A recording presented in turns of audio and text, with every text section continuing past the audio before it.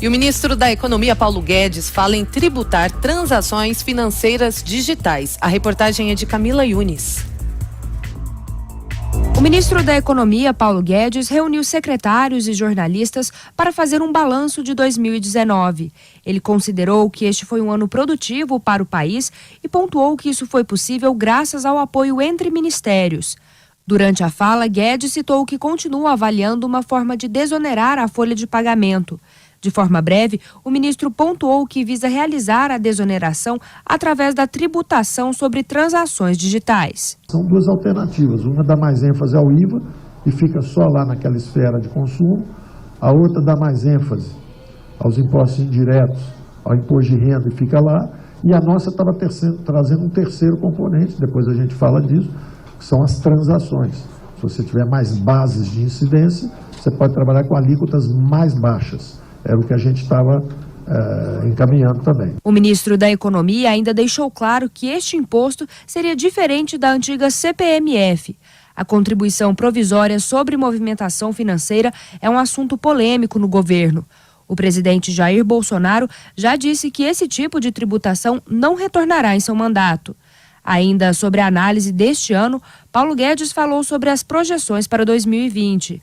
Ele evidenciou o apoio do Congresso para a aprovação das reformas e também parabenizou o papel da mídia. Está sendo um trabalho a quatro mãos, entre o Executivo e o Congresso, o que é excelente, o que significa que elas vão girar mais rápido, elas vão ser enriquecidas, em vez de uma disputa menor de protagonismo. O que está acontecendo é o contrário. E eu quero agradecer também, porque a mídia também abraçou a agenda de reformas econômicas.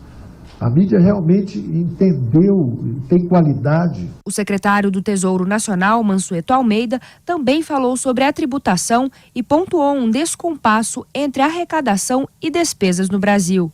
Mansueto ainda discursou sobre a importância das reformas para o crescimento do país. O Brasil é um país que tributa muito, que o gasto é muito alto e o efeito distributivo é muito pequeno. A gente tem problemas do lado da arrecadação e do lado da despesa. A Previdência foi um primeiro passo. O impacto distributivo da Previdência no médio e longo prazo será substancial. O ministro da Economia, Paulo Guedes, disse ainda que a expectativa é de que o salário mínimo de 2020 fique acima dos R$ 1.031, que tinham sido anunciados anteriormente.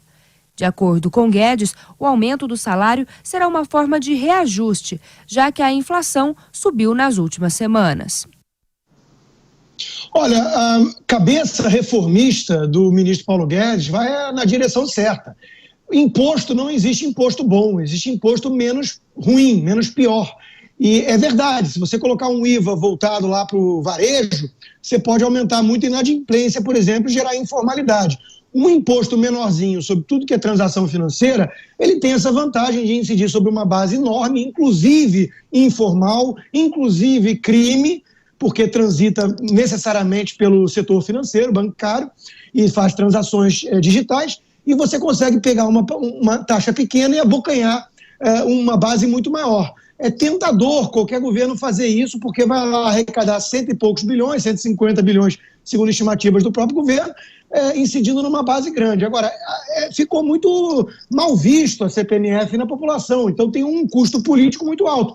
Eu acho louvável a intenção do ministro de reduzir os encargos trabalhistas para poder gerar mais emprego, principalmente para os jovens, para aqueles menos produtivos, que ganham menos, portanto, e que passam mais sufoco porque estão na informalidade ou no desemprego.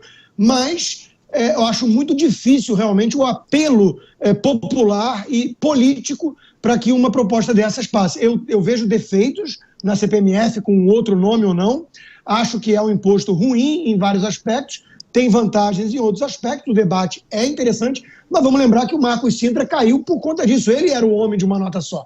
Ele estava lá no governo para defender essa ideia. E o presidente Bolsonaro tem uma promessa de campanha de não retornar com esse imposto, além das dificuldades e dos obstáculos enormes no Congresso. Ou seja, é uma insistência politicamente delicada que o ministro Paulo Guedes vem fazendo.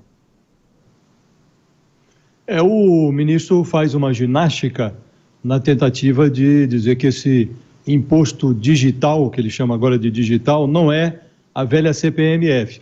Pode chamar do que quiser, até de Matilde, mas que é a CPMF, havia a versão analógica, agora o ministro sai com a versão digital. E tem um problema nisso, que o mérito que a proposta possa ter é anulado pela dificuldade política que ela tem de transitar no Congresso Nacional. O Congresso já deixou claro que não vai aprovar. Se não vai aprovar, a ressurreição desse assunto se torna uma tolice política. Concordo com o Josias, pode chamar do que quiser, mas que é a CPMF numa versão pouco modificada, Aí tem 2 pontos. O Paulo Guedes tem razão em relação à contratação, à folha de pagamento. Mas a melhor forma de endereçar isso é fazendo uma reforma trabalhista e não com esse remendo nessa versão digital da CPMF. Em relação à CPMF, em toda a história, os países que aplicaram ou voltaram atrás ou é temporário. Não é uma boa.